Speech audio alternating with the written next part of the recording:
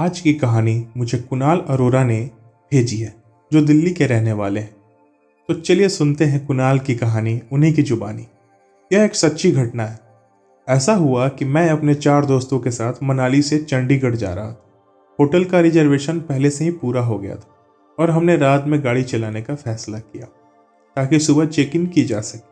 हम रात के लगभग 3 बजे चंडीगढ़ बॉर्डर के पास थे और एक पहाड़ी रास्ते जो रास्ता झुका और मुड़ा हुआ था। अचानक हमने देखा कि एक सफेद कलर की कोरोला एल्टिस कार सड़क के किनारे खड़ी है। पार्किंग लाइट और ब्लिंकर ऑन थे और उसके बगल में एक लड़की है, एक सुंदर लाल टॉप और ब्लू जींस में, जो हमसे लिफ्ट मांग रही थी। कार में कहासुनी शुरू हो गई कि हमें क्या करना चाहिए, क्या हमें रुकना चाहिए और उसकी मदद करनी चाहिए या नहीं। 3 लोग पक्ष में थे और एक इसके सख्त खिलाफ था। उसका कहना था कि उसे कुछ गलत लग रहा है। उसे जब भी कुछ गलत महसूस होता था तो उसको घबराहट होने लगती थी, उसको पसीने छूटने लगते थे, उसका मन बेचैन हो जाता था और कुछ ऐसा ही उसके साथ फील हो रहा था। बट फिर भी मैंने उसके पास कार को धीमा किया और शीशे को नीचे खींच लिया। तभी वो मेरा दोस्त, जिसको अच्छा फील नहीं हो रहा था, उसने मेरे ऊपर चिल्लाते हुए बोला, भाई गाड़ी चलाओ, बकवास मत करो।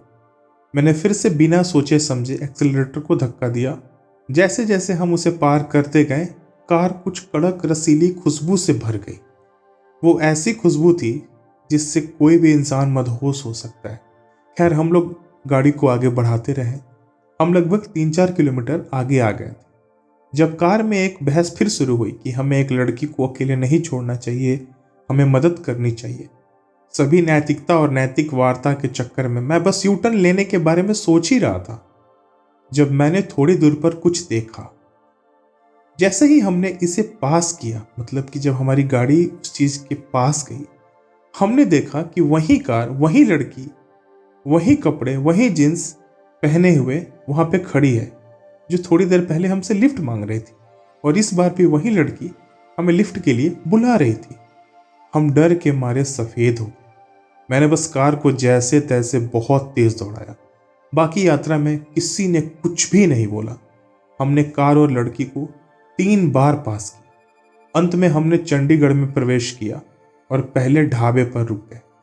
हम अभी भी महसूस कर रहे थे कि क्या हुआ था और मैंने अपने लिए बियर ऑर्डर की। उसके बाद हम सभी ने अपने चेहरे और सिर पर बड़ी मात्रा में पानी छिड़कना शुरू कर दिया था। वहां बैठे ट्रक ड्राइवरों ने पूछा कि मामला क्या है और हमने उन्हें बताया।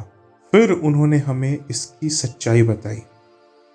उन्होंने हमें पंजाब केसरी, वहां का एक प्रसिद्ध अखबार है, वो दिखाया, जिसमें एक खबर आई थी कि कैसे एक दिल्ली की 21 साल की लड़की का एक्सीडेंट हो गया और उसकी कार चट्टान से नीचे जा गिरी। और आपको बता दूं कि वो कार और लड़की वही थे जिसके बारे में वो खबर न्यूज़पेपर में छपी थी।